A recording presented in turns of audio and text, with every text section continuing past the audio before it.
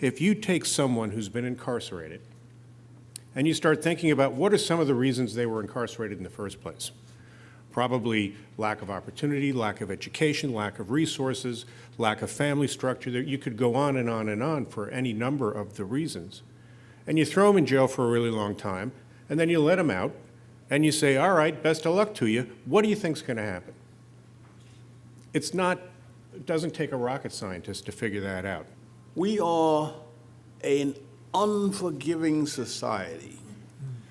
If you borrow money from a bank and you pay it off, your debt is forgiven. If you get convicted of a crime in the criminal justice system, be it federal or state, you pay for the rest of your life, and it's not fair. I look at it from the lens that if in society we are really looking to be a great country, then the manner in which we treat men and women who have for all practical purposes served their time, was given a punishment, served that punishment, and have been released. If we're not able to welcome them back into the community, if we're not able to provide opportunities and provide services to encourage them to become law-abiding citizens of this country, I mean, that's what this is all about. I mean, and the impact of it, for states, cities, and localities is what we've seen, that when we do this, we save money as a city. When we do this, we create safer communities. When I got to the department, I found that there was a memo from the prior administration that actually explicitly discouraged prosecutors throughout the country, federal prosecutors, from engaging in reentry programs. Said, don't do it. I withdrew that memo, and I issued a different memo when I saw that, saying every single U.S. Attorney's Office will have a reentry coordinator who will focus on this as their job and will focus on prevention as their job. What we've seen now is, as Amy noted, for the first time in decades, many, many decades, the incarceration rates are down and the crime rates are down. And what's interesting is, again, as Amy noted, you've got states like Texas, Kentucky, other states that have done this, and it's worked. They've saved hundreds of millions of dollars, and their crime rates are going down. West Virginia, who's stuck with the old system of let's lock everybody up, their crime rates are going up, and their budgets are going up. So it just made sense. Judges, for the most part, at least in the Eastern District, are very good, compassionate judges, and they think about collateral consequences. The problem is that they don't know what all of the collateral consequences are. Many judges, at least in our court, look for innovative ways to make things whole. Sometimes we're successful, sometimes we're not successful. But you have to be aware of the problem that exists and address that problem. The other thing is that when you take pleas, one of the things that a judge has to do, he has to advise the defendant that he must understand the nature of the crime that's being committed and the consequences of his actions. And if he doesn't know the consequences and the judge doesn't know the consequences, there are going to be legal problems down the road. The Ohio Justice and Policy Center is a nonprofit public interest law firm. We represent prisoners, but we also represent returning citizens, folks who have paid their debt to society in terms of being incarcerated and who have come home and face the myriad collateral sanctions that make it difficult for them to get on their feet and be productive. We don't just provide individual representation, but we do policy work as well. And to give you an idea of just how critical it is to have returning citizens involved, we were able to build a successful campaign in Cincinnati to get what's been called the fair hiring law. It's a version of ban the box. The city now no longer asks initially whether someone has been convicted of a felony or a misdemeanor when they apply for a job. That comes later once they've been deemed qualified for the position, and if that person has a criminal record, then common sense questions are asked, like how long ago did the offense happen? What was it for? Is it for something that's relevant for the job or not? And lastly, what's the evidence of rehabilitation? Well, none of that would have happened but for Gene Mays, who had a very powerful story to tell. I'm not going to go into detail about it, but he was someone who had clearly turned his life around and was prohibited from working for the city of Cincinnati as an electrician. And this guy was so talented, so unquestionably qualified. And it was Gene's willingness to put himself out there and work with us. He was very much a full partner in our reform effort, a full partner. He and OJPC and others were able to build the campaign that put political pressure on the city of Cincinnati to change its the way it went about business in this regard. And now that's spread like wildfire throughout the state of Ohio, and now there's going to be, hopefully Ohio will be a ban-the-box state soon. There's a bill introduced now that hopefully will get some traction. But having folks who are affected matters. Immigration consequences apply to everybody who is not a U.S. citizen. Anyone who has a green card, no matter how long they've been in the United States, those people potentially suffer consequences. We have clients from all over the world, not just brown people from Latin America. We have a client named, I'm going to change her name, Colleen Taylor from England, and now she is in ICE custody on the Eastern Shore, facing deportation for 2 shoplifting thefts in rural Maryland.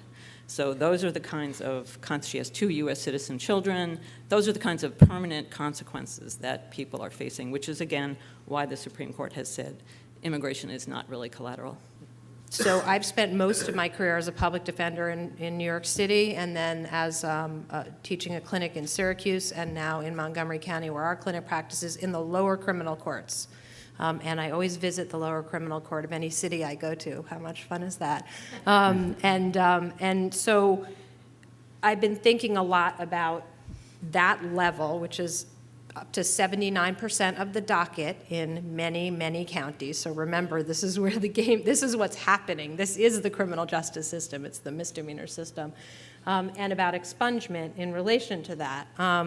And we're finding that our clients, and I've known this for many years, but it's getting worse and worse as technology marches on, really can't get away, even from a non-conviction arrest record. It gets out there, and there are things you can do, so I am fully in favor of expungement. I get Google alerts, and I probably get, 10 a week with the word expungement in it. Every jurisdiction is responding to what the mess we've made, really, with all of this, and trying to do something, and I think it's an important effort. So trying to get some sort of multi-pronged effort on criminal records and letting people move beyond them. So if you take, ban the box, extending it to private employers, together with Fair Credit Reporting Acts to have some control over the background checking industry that's real, and put that together with shifting public attitudes, right? Talking to people and letting them know, you deserve a job as much as anyone else does, and you can do as good a job as anyone else does. Talk to me about it and interview me. And doing all of that at the same time, I think, is really important. If you want to get something done, you have to try to bridge the divides in people's thinking. And I go back to, I mentioned the collateral consequences laws in South Carolina, but I'm very proud that in 2010 we passed some sentencing reform. And that was accomplished because there was a criminal defense lawyer, a Democrat, who took it on himself to recruit probably the most hardcore right-wing law enforcement advocate, a former sheriff, on the idea of sentencing reform. And he just finally wore him out and convinced him on the basis of it makes no fiscal sense to be locking up people who have no propensity for violence. And we've now, because just that tenacity and that persistence and going to someone on the opposite extreme of his political persuasion and just getting him on board, you were able to accomplish something that you probably wouldn't expect in a southern state. And with that change, we flipped the percentages of violent and nonviolent persons incarcerated.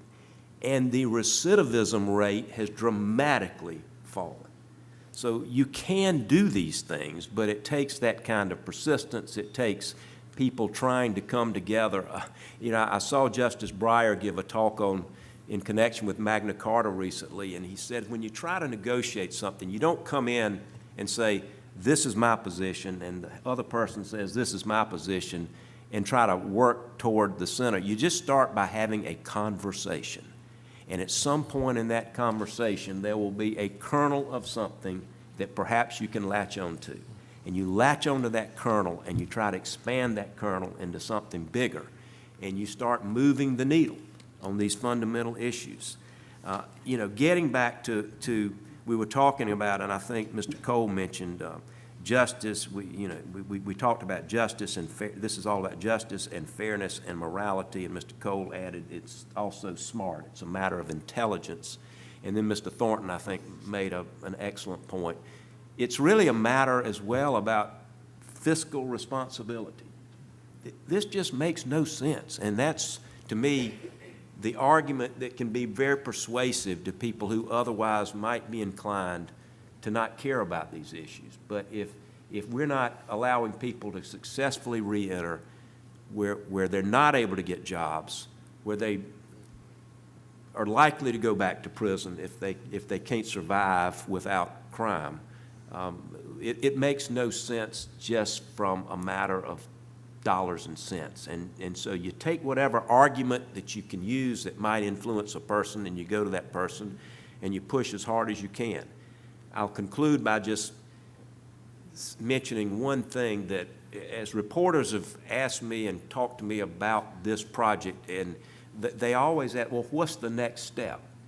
And I think that's a key question I hope we can address in more detail this afternoon. We really do need to develop a strong coalition. We need to engage state and local bars and get it as a priority on their legislative agendas to put forth, pick the obvious ones in a particular state, and let's try to get some of those off the books and then build some momentum so that people understand the absurdity of some of these particular laws and go with those first, get the low-hanging fruit, and build some trust in our legislatures and in our councils, if many of these being local regulations.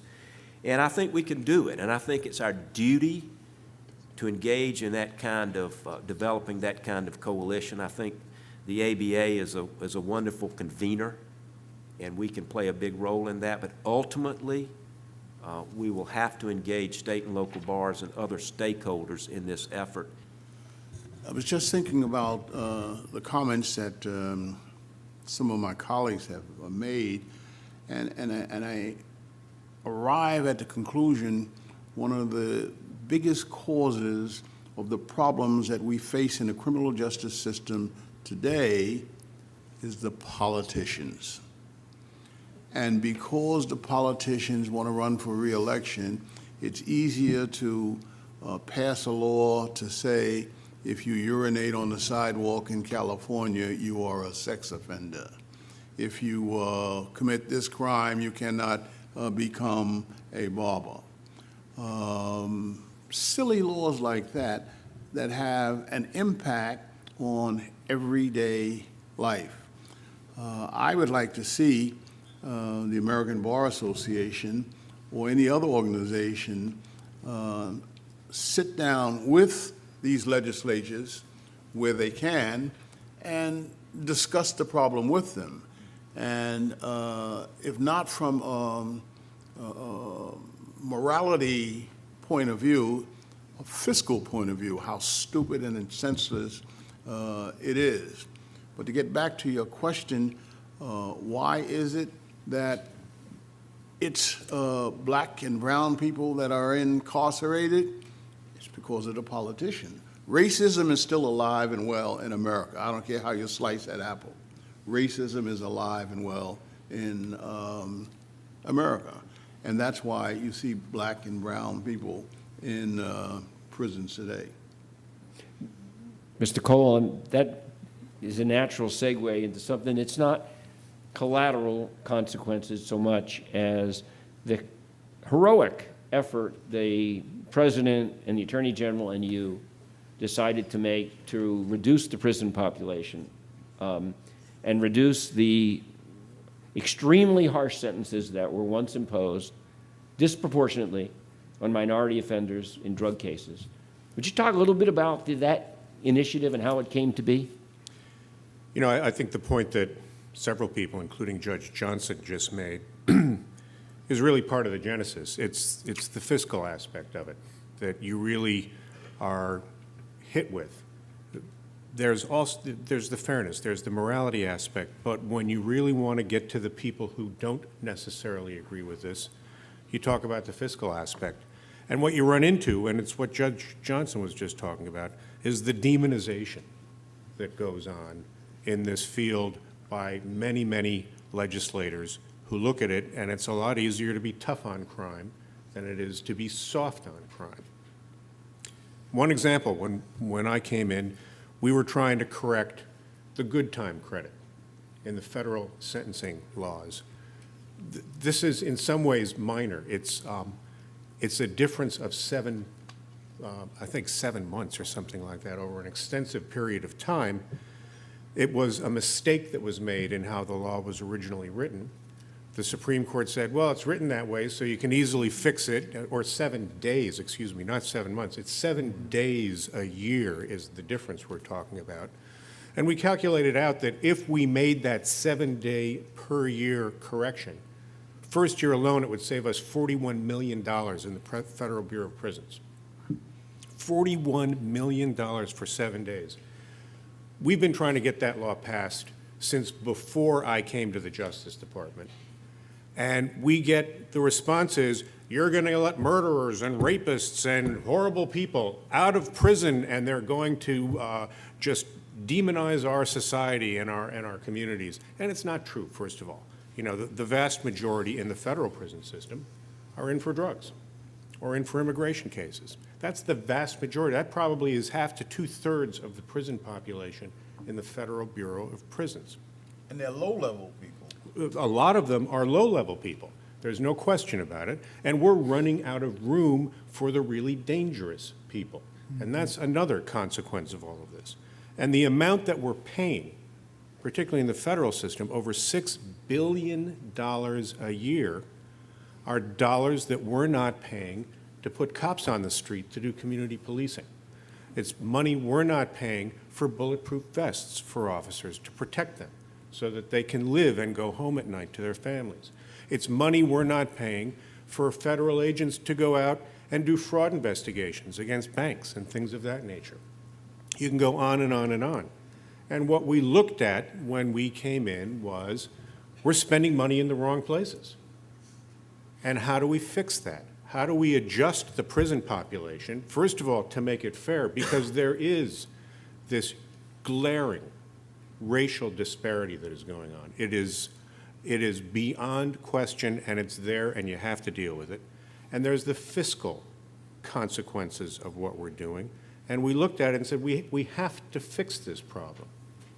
This has been a problem, by the way, that's been around for a long time. Homer Cummings, who was one of Franklin Roosevelt's attorneys general in the 30s, made a speech, perhaps in front of the American Bar Association back then, about how 95% of the people incarcerated in prisons are getting out and we're not doing anything about it. Now, that was in the 30s. Now here we are in 2015 and we're still having this conversation. So I just throw that out there to make sure people do something about it this time. We're starting to. Where we came to in the Justice Department is we weren't going to get any legislation passed, and we knew it. And that's been a repeated problem in any number of areas. So we sat down and said, what can we do? What can we do to fix this? And what we came up with was, all right, we're going to take a different approach to mandatory minimums. There was the Ashcroft memo that was in existence that said, charge the most serious crime, get the most serious sentence, period. That was abrogated. Instead, look at each individual that's in front of you, decide what it is that they've done, how bad it is, where it falls on the spectrum, and start to have punishments that are going to be more proportional to the crime. Secondly, let's look at prevention. If somebody comes in and they have an addiction problem or a mental health problem, let's deal with the addiction issues and the mental health issues. Let's go to the root causes of why this person is involved in the criminal justice system instead of just throwing them in jail. Third, let's stop with the enhancements for minor crimes that end up with people with very minor criminal records going to jail for life. Meaning life. And third, let's get that reentry program going. Let's make sure that when they get out of prison, they've got tools and support. The programs we start in the prisons have to continue after they've left or they're going to fall away. And then finally, we looked at commutations. The legacy of all of these people who had been given truly disproportionate sentences had to be looked at. And I remember once I was at a conference talking about this, and an assistant United States attorney came up and he said, you know, I really thought this whole commutation thing was pretty silly, that how could we have possibly sent people to jail for this long?